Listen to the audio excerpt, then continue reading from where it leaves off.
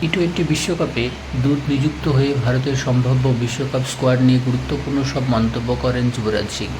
বিশ্বকাপে ভারতের ধ্রুপদ তাস হতে পারেন কারা, উইকেটকিপার হিসেবে বিশ্বকাপে স্কোয়াডে কারা জায়গা পাওয়া উচিত, বিশ্বকাপে রোহিত কোহলিদের মতো সিনিয়রদের ভূমিকা কী হতে পারে প্রভৃতি বিষয়ে আইসিসির ওয়েবসাইটে খোলামেলা আলোচনা করেন যুবরাজ সিং।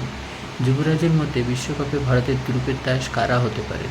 টি-টোয়েন্টি বিশ্বকাপে সূর্যকুমার যাদব ভারতের ধ্রুপের তাস হতে পারেন বলে মনে করছেন যুবরাজ সিং।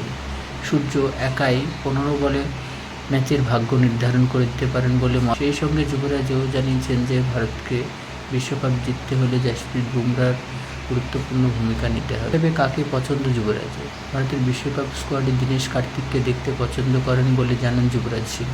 তবে তিনি এও স্পষ্ট করে জানিয়েছেন, যদি প্রথম একাদশে সুযোগ দেওয়া হয় একমাত্র তবেই কার্তিককে স্কোয়াডে রাখা উচিত, নতুবা অহেতুক কার্তিককে স্কোয়াডে বয়ে বেড়ানোর মানে হয় না।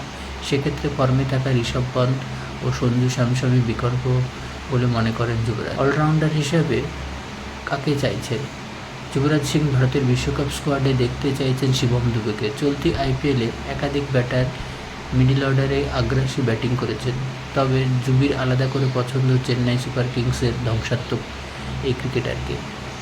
রোহিত শর্মা ও বিরাট কোহলির অভিজ্ঞতা আসন্ন টি-টোয়েন্টি বিশ্বকাপে ভারতীয় দলের কাজে লাগবে বলে মনে করছেন যুবরাজ সিং।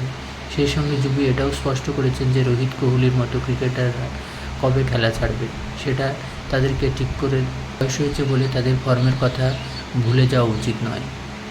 তবে যুবরাজ সিং চাইছেন বিশ্বকাপের পর তরুণ ক্রিকেটারদের বেশি করে ভারতের টি-টোয়েন্টি দলে জায়গা করে দেওয়া হোক। তাতে রোহিত কোহলির মতো অভিজ্ঞ ক্রিকেটাররা ওয়ানডে ও টেস্টে মনোসংযোগ করতে পারবেন বলে মনে করছেন।